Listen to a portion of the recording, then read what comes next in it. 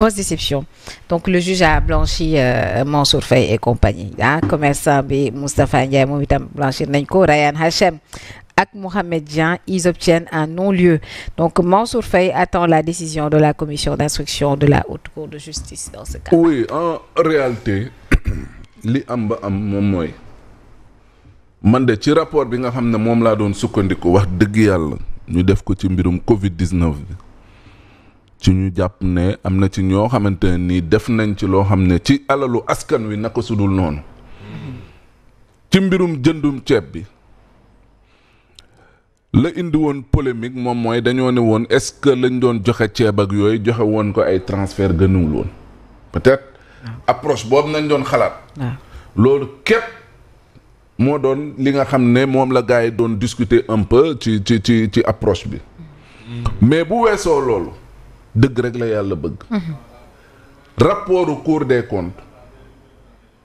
mosul wax ne nañu topp Mansour Faye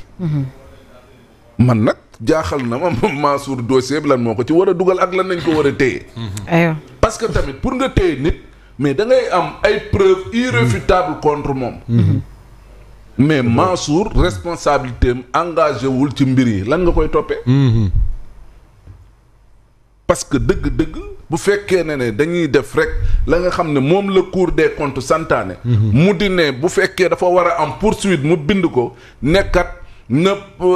procureur saisir ci nit ki ubbi ci information judiciaire wax dëgg yàlla ci lu jëm ci Mansour Faye Cour des comptes musul wax loolu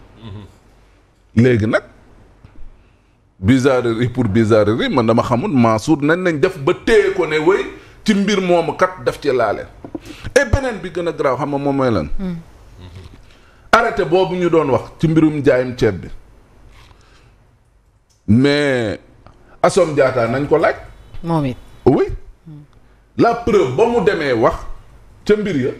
mais ci ngay xam ne Mansour lan nga ko mën a toppee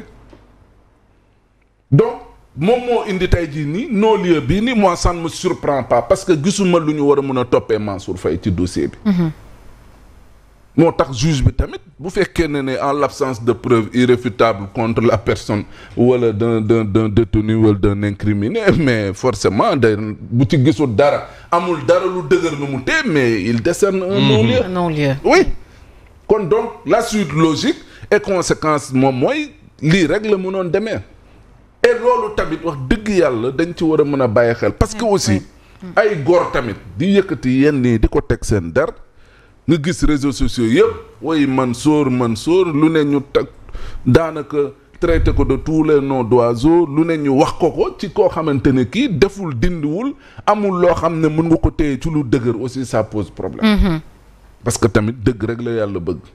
bu defoon leneen it fii dañuy taxaw ne nañ ko topp parce que ñun ci mbir moomu principe bañ ciy doxee ba léegi dara soppeeku ci muy alalu réew mi képp ku ci lekk dërëm jàpp leen boo leen di tëj bay damm ak loolu yéen juge bi moom mooy décider mais alalu réew mi kenn du ko lekk ñu di la ci bàyyi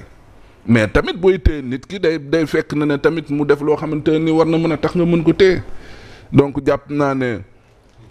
justice bi aussi nañuy xaar mu di ne véritablement ñu mën a taxawaay boo xamante ne nii nit ki bu defulee tamit ñu mën ko bàyyi bu defee aussi s'il y a des sanctions yoo xamante ne ni war nañ ko def à son encontre également ñu war ko mën a jël et puis ñu jàll ci leneen mais politiser nañ yëf ya Mansour Faye tëggee ko ni tama lu ne ñu wax ko pour au finish après bàyyi ko après dem vers un non-lieu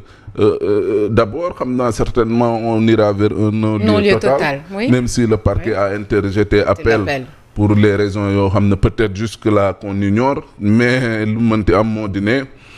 man jaaxaloon na ma trop ñu dugaloon ci Mansour Faye parce que sondage di Aliou Sow moom nañu waxoon ne nañu ubbi information judiciaire bien sûr contre moom surtout ci li nga xam ne mooy prix ceeb bi et le ministre du commerce en son temps wax na li nga xam ne moom moo ci am et donc moo tax ñu libéré wuy Mansour et il faudra plus de rigueur également par rapport ak les corps de contrôle et autres ñu ciy bàyyi xel parce que lu Cour des comptes bindul aussi lu Cour des comptes bindul tamit nga bëgg ca def leneen tamit su boobaa it ci lii rek la ñuy jëme mooy nit ki il faut ñu bàyyi ko tamit parce que nit ki mënoo ko téye tamit teg ko ci loo xam te ne ni lañ doon xeex démb il y a 2 ans mu di jàpp nit di ko jaay doole di tëj ak di duma ak ñoom seen mais loolu tey jii nii la war a gën a mën a sax pour ñi nga xam ne ils sont constants maintenant pour ñi nga xam ne ñu ngi ci ay règlement de compte nag man xawma ci dara. On espère. Alors Pierre Simon Faye, on parlait tantôt de la surfacturation du riz de Covid-19, affaire présumée quoi, concernant l'ancien ministre Mansour Faye, qui a créé un tollé et qui finalement, peut-être qu'il aura un non-lieu total. En tout cas, et rappelez nga d'ailleurs le terme un tollé parce que ñu bëri waxoon nañu ci dossier bi. te bañ cay wax ay jamono c'était comme du genre jamono juñ tollu tey j'étais une personne à la veille du populaire à la veille médiatique et tey jii gis nga fi mu mujjee. peut-être décision bi yeggagul ci Mansour Faye parce que moom mi ngi ci beneen juridiction boo xam ne mooy gérer dossier en tant que ancien ministre mais pour le moment à l'étape du tribunal de Dakar le juge ordonne un non-lieu pour les autres qui étaient impliqués dans ce dossier et Mamadou Fofana a bien fait d'ailleurs d'expliquer un peu les péripéties de ce dossier et tout heureux pour lui d'ailleurs parce que moom moo doon def Woup Sathié et Woup Sathié à l'époque j'avais dit que trouvé ma ci xaw a jaaxal mais sur le principe Mamadou Fofana ne fait qu'exploiter des rapports et les rapports c'est des rapports contradictoires maanaam mbir enquêteurs yi dañ koy gis seetlu ko mais yow mi sekkoon yëf yi mi yoroon war a gérer yow tam dañ lay laaj sa xalaat boobee ñu dolli ko ci rapport bi donc ni muy waxee fee yi noonu lay waxee également yeneen explications yi du genre disons nan laa ko mën a tuddee la partie contradictoire donc mbir am na mais yow mi nga xam ne moom lañ dénkoon loo xalaat ci lii et donc c'était comme ça donc sur le principe il y avait vraiment rien à dire et beaucoup de gens même avaient apprécié cette manière d'exploiter les dossiers pour permettre aux gens de comprendre tuumaal nañu diw mais diw moomu tamit tuuma boobu teggi na ko parce que am na lu mu teg ci loxoy enquêteurs yi ba expliquer li waral ñoom amaana ñu gis loolu wala li tax mu war a mën a demee noonu et donc lii am nii tey ça doit peut-être nous donner une leçon mais donner des leçons mais également def ay projections parce que Mamadou Fofana junj na ko ñi nga xam ne ñoom ñoo fi ne ñoom tam beneen régime bu fi ñëwee nañu xaar également ñu def reddition des comptes parce que c'est tout à fait normal pour un État c'est tout à fait normal pour une équipe de gestion c'est tout à fait normal pour ay nit ñoo xam ne dañ la dénk alalu réew mi reddition des comptes dafa war a am et fi mu mujjee nii ça veut dire quelque part que la justice a pu faire son travail c'est vrai que procédure bi jeexagul à la limite li procureur li parquet bi interjeté appel dafay relancer waat dossier bi mais toujours est-il que les faits vont demeurer constants léegi nag juge bi nag moom moo xam ca cëppaandaw la lan lay décider ou pas mais pour l'instant tout ce qui parle de cette affaire wala ñi ci xam dara jàpp nañu ne lii non-lieu total la fay mujjee est-ce que ce sera à considérer comme un échec pour le pouvoir qui avait engagé une certaine procédure de reddition des comptes en tout cas pour ce qui concerne Mansour Faye son nom n'était pas dans le rapport pourquoi il a été visé on ne sait pas peut-être parce que enquêteurs yi amaana ñoom ñoo xam mais ce qui est sûr waxoon naa ko fi keroog l'audition de Assom Diatta a été déterminante dans cette affaire parce que à peine dañ ko auditionné quelque temps Mansour a obtenu disons une liberté il a pu sortir provisoirement bon on verra ce que ça sera mais en tout cas mi ngi noonu sant yàlla. L'affaire donc Mansour Faye justement qui fait la une pratiquement de tous les journaux mais aussi je sais pas ndax bàyyi ngeen ko xel mais ñu bëri bàyyi nañ ko xel démb par rapport ak li xew banlieue ba démb Grand Thier tey Direct News ni mu ko titré sax je crois que c'est ça. nee na le seul terrain meeting qui vaille c'est ce qui s'est passé fële ca Guédiawaye avec une maison une maison de beauté si je peux le dire comme ça avec une vendeuse de produits de beauté pour ne pas faire de publicité démb on a vu une masse de jeunes à la recherche d'emploi parce que moom moo ne woon képp kuy wut liggéey ñëwal foofu incha allah amaana sa aajo feju te peut-être 30 personnes la doon recruter ou 40 finalement tellement que nit ñi dañoo wuy si Grand Thier une marée humaine regardez. waaw.